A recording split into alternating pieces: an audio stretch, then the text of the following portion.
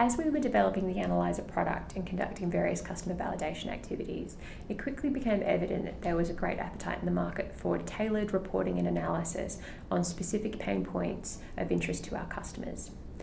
For example, one of our clients, an in-house corporate team, recently approached us to help with analysis and data surfacing around areas of expertise on practice areas of interest to them.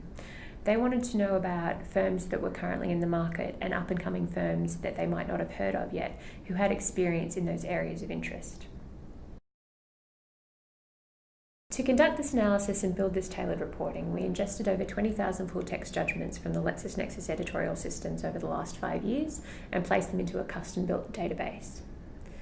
We then wrote several content rules. We categorised the content to ensure that it was in the correct practice area of interest to the customer.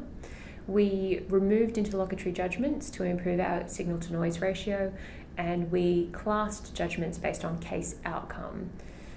We then had a team of 4 legal editors review and clean all of the data. We built entity lists and we normalised for changes in firm naming conventions over the last 5 years, and we reviewed the outcome data for accuracy and comprehensiveness. We then built a report off the back of this data.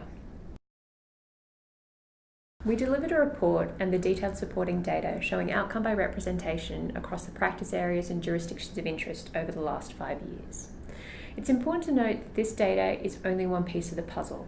It's not all about the legal representation and the skill thereof. It can also be about the complexity of the arguments being made and the facts of the case.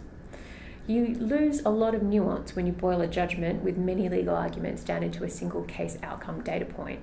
For example, an applicant might be awarded damages, which shows up as a particular case outcome data point, but the level of damages actually awarded tells us a lot about the respondent's arguments in that instance. We anticipate a lot of interest in analytics from in-house teams as they look for a more systematic way to review their panels or deal with ad hoc legal issues.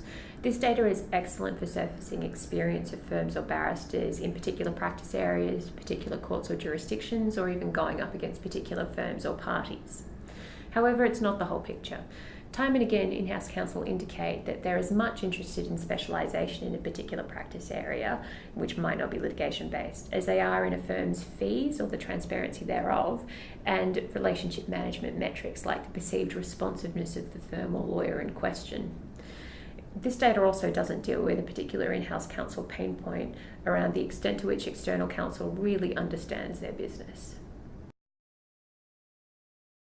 In the future, we're excited to see how analytics will provide decision support across a range of areas.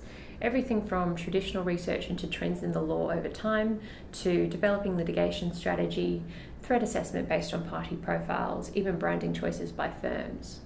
These are just some of the applications we can see. There'll be many more emergent use cases to appear.